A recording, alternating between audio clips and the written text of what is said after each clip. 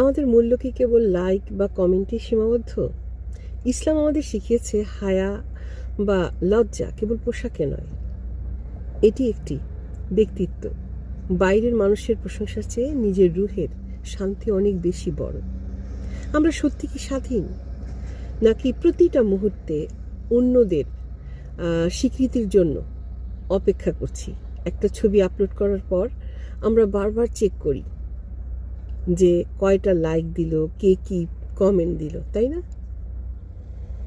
আজকের দুনিয়ায় আমাদের মূল্য বা মাপকাঠি হয়ে দাঁড়িয়েছে কি সোশ্যাল মিডিয়ার ভ্যালিডেশন।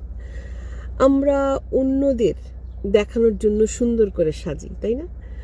আবার অন্যদের শোনানোর জন্য কথা বলি, কিন্তু ডিজিটাল পর্দার এই গ্ল্যামারের আড়ালেও আমাদের হায়া বা আত্মসম্মান কি কোথাও ফিকে হয়ে যাচ্ছে না?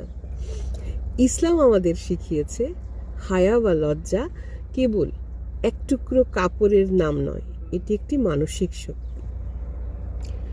এটি আপনাকে শেখায় যে আপনি পাবলিক প্রপার্টি নন। আপনার প্রতিটি সুন্দর মুহূর্ত, আপনার হাসি, আপনার ব্যক্তিত্ব সবই অত্যন্ত মূল্যবান এবং সংরক্ষিত। হায়া মানে হলো নিজেকে এমনভাবে তুলে ধরা যাতে মানুষ আপনাকে আপনার বাহ্যিক রূপ দিয়ে নয়, বরং আপনার মেধা এবং আপনার মননশীলতা দিয়ে আপনাকে বিচার করে।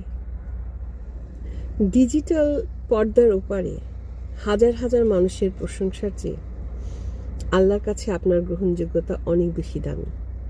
নিজের গোপন ইবাদত আর নিজের হায়া দিয়ে যখন আপনি নিজেকে গড়ে তুলবেন, তখন আপনার ভেতর থেকে এমন এক ধরনের নূর বা জ্যোতি বের হয়ে যাবে বা বের হবে যা কোনো ক্যামেরার ফিল্টার দিয়ে করা যাবে না বা পারবেন না।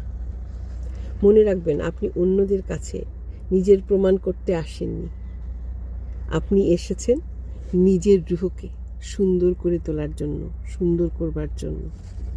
আজ থেকে নিজের মূল্যটা বুঝুন।